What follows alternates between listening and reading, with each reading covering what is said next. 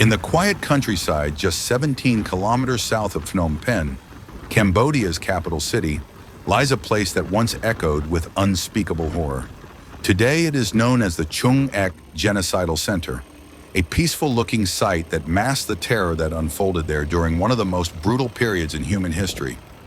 This place is one of the most infamous of Cambodia's killing fields, a term used to describe the mass grave sites where the Khmer Rouge carried out executions during their reign of terror from 1975 to 1979.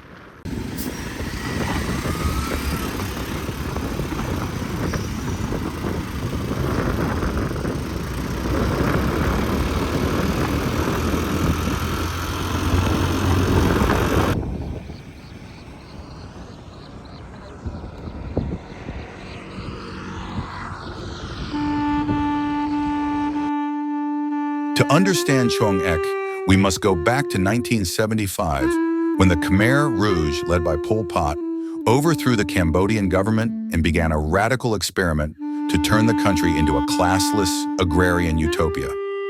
They believed that cities were corrupt and that modern society needed to be wiped clean, starting from what they called Year Zero. In reality, it was the beginning of a nightmare.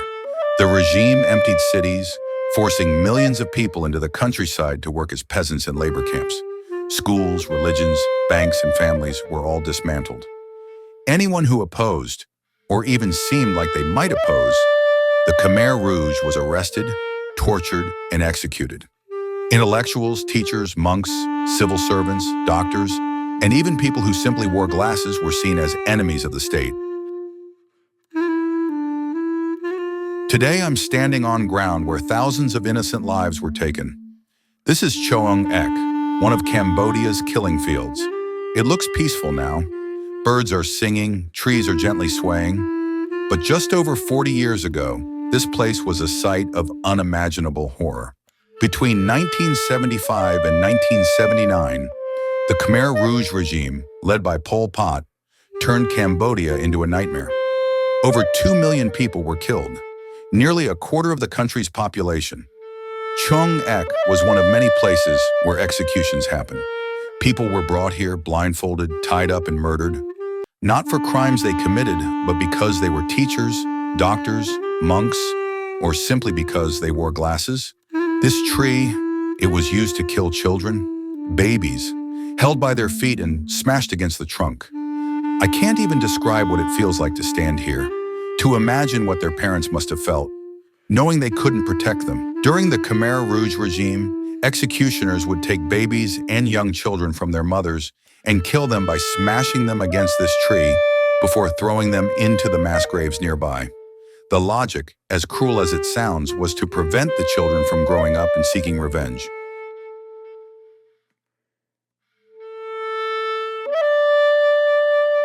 Before it became a place of horror under the Khmer Rouge regime, Chhoeung Ek was actually a Chinese burial ground, a quiet rural area on the outskirts of Phnom Penh, where ethnic Chinese families in Cambodia would bury their ancestors.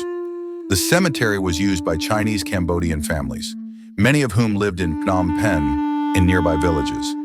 Traditional Chinese grave mounds and tombstones could be found here before the Khmer Rouge repurposed the site. The location was chosen for executions due to its isolation, existing graves, and distance from the city.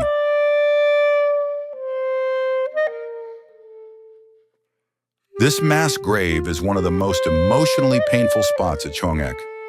It is marked clearly for visitors and surrounded by a bamboo fence where people often leave bracelets, flowers, and silent prayers.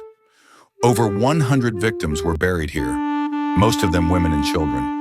Many of the bodies were found naked, suggesting they were abused or stripped before execution. The grave is located near the infamous killing tree, where babies and children were brutally murdered. Pieces of victims' clothing and bones sometimes still rise to the surface during the rainy season, a chilling reminder of the brutality that took place.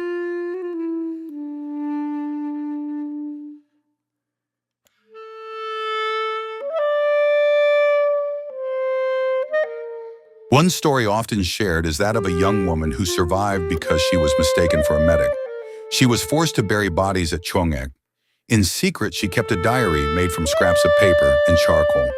In it, she wrote the names of victims when she could hear them. She also wrote prayers and poems, hiding them in the roots of trees. After the fall of the regime, she returned and dug up her writings. Today, part of her story is included in documentation at the Memorial Center.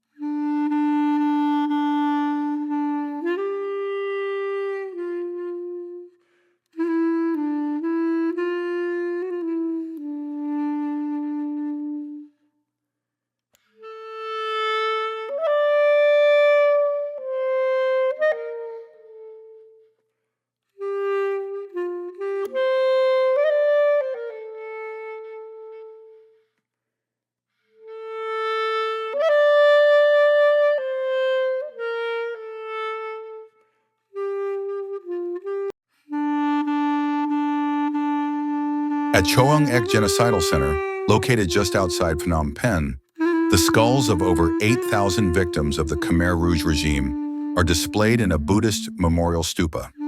This stupa, built in 1988, serves as a solemn reminder of the atrocities that took place during the Khmer Rouge era. Inside the stupa, human skulls are arranged on acrylic shelves, sorted by age and gender, and many bear visible signs of blunt trauma and bullet wounds, evidence of the brutal methods used to execute the victims. These victims, including men, women, and children, were brought to Chhoeung Ek from S21 prison, Tuol Sleng, and murdered in mass executions. The skulls at Chhoeung Ek are not just a collection of remains. They are the silent witnesses to a horrific chapter in Cambodia's history. Today, the site stands as a memorial to those who lost their lives, offering a powerful and emotional reminder of the consequences of genocide, and serving as a place for reflection, mourning, and education about the importance of preserving peace and human rights.